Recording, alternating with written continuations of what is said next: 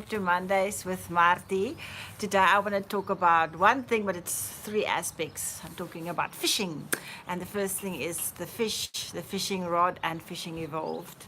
So I want to help people find their purpose and run with it. So that's what's exciting about what I do. And the reason why I'm talking about fishing is I'm working with somebody on a project about shoes for kids that go to school. And I spoke to one lady, senior lady, 86, and she said, well, people can't just get shoes.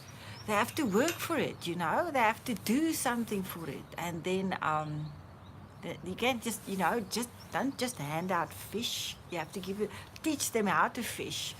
And I think there's also a difference between giving somebody a fish and giving somebody a fishing rod. Well, actually, there is no difference. It's the same thing. So I think a lot of people feel good when they just give the fish and they can step away, and that's a 5-minute engagement, except for the time that you spend to buy the fish and give it. Okay, half an hour, give the fish, half an hour driving back. That's an hour of your time. And teaching somebody to fish is a much bigger commitment. Um, if you want to teach somebody to fish, you have to go get the fishing rod, figure out where the fish are, sit there and say, this is how you string it, and this is how you, I mean, I can't fish, but I mean, I've seen people fish, and you have to sit there to wait. Nothing's happening, no fish. I'm hungry. It's breakfast time, lunch time, dinner time, breakfast time, lunch time, dinner time. And when you have a crowd of 100 waiting behind the fishing rod for a fish to bite, and there's one that goes, it's this big, you know? So what are you going to do with that little fish? Are you going to divide it between 100? Yesterday we read about the fish and the bread that Jesus multiplied. So yes, it's easy to say, teach them how to fish, but it's a bigger commitment. So that means that you say, okay, well, I'm going to try next weekend again, and then we try different bait, and we try different this and different that, and then you're more successful. And or you have a very good day and you get too much fish, and what are you going to do with all the fish? Are you going to put it in buckets? Are you going to cook it? Are you going to freeze it? What are you going to do with the fish? And so it's not that easy just to say, well, teach somebody how to fish. And what if the fisherman evolves? They're not fishermen anymore, but they become preachers that catch human fish. So, if you think of the Bible, I like using that as a reference because a lot of people know the stories.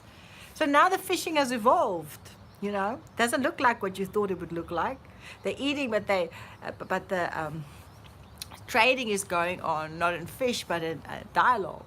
So yes, you have to be prepared for this. So if I can use an example, I'm busy with a project in 11 Valley with women doing needlework. It's not my project.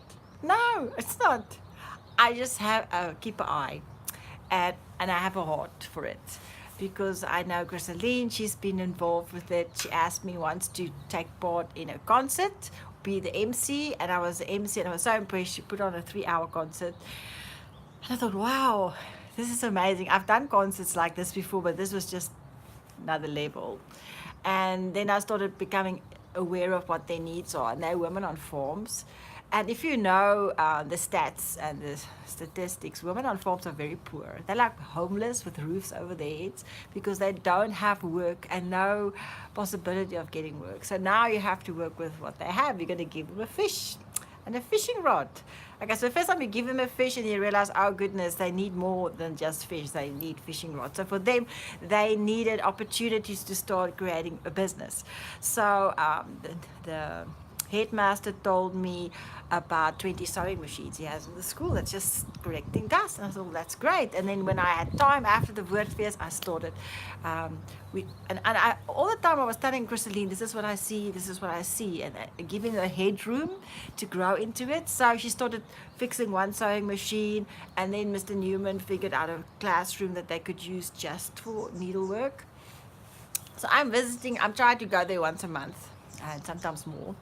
So now I'm visiting. They don't have material. So I went to Farber, and they donated material, scrap material, and then I dropped it off, and gone I am again for for the next month, what have you been up to? I get back and they've been making hats, they've been making skirts with the pieces of material. So that just shows you that they're very creative with what they're busy with. Chrisalina started a non-profit organization, and it's registered, and she did an entrepreneurs a little course, and she's been seeing people to represent what she's doing. I told her about next challenge is you have to write a proposal, have photos, write your story, what your vision is, so that people understand what you're bringing. So the next thing I wanted to do is do a budget and stuff that she needs. So we're not quite there yet. We're working on it, but yes.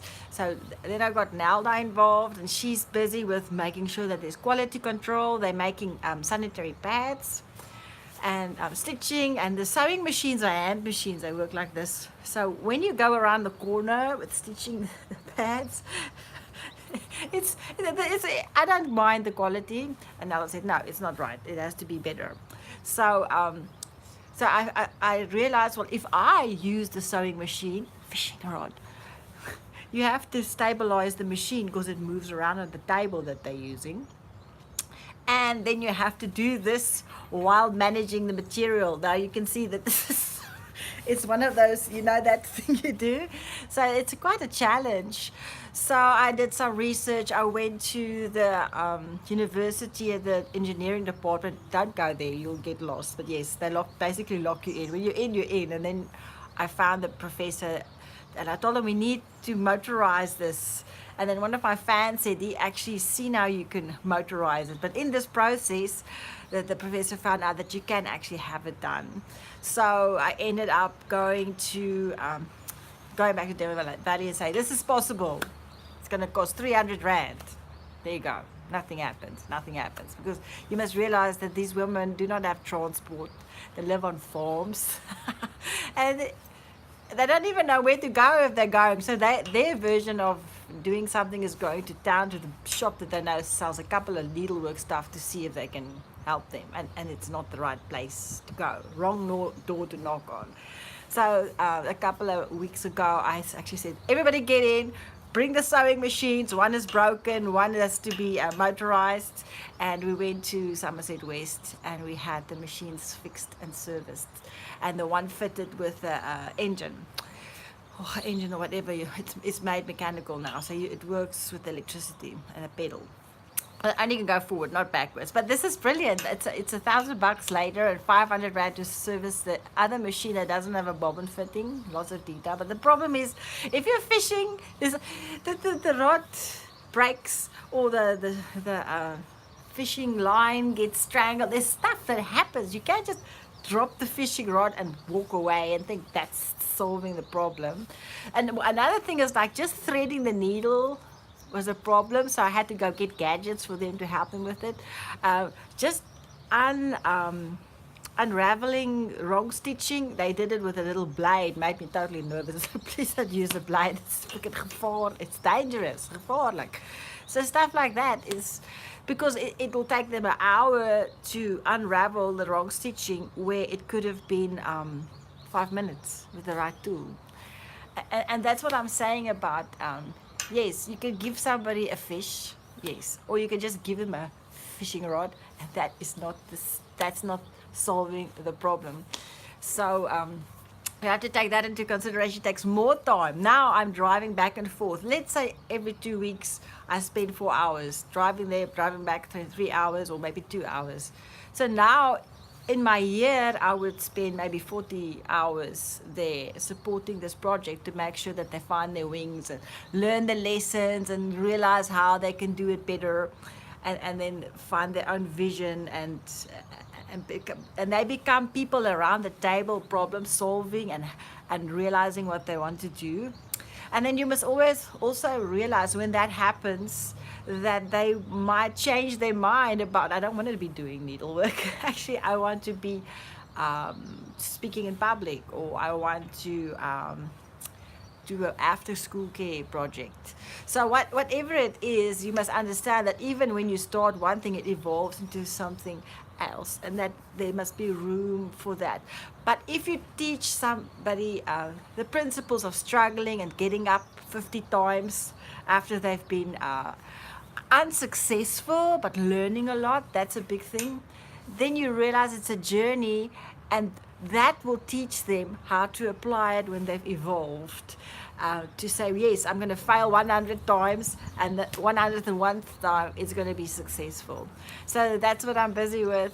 So I hope this helped you a little bit, to realize that if you help somebody, you have to be there. You can't just drop and go.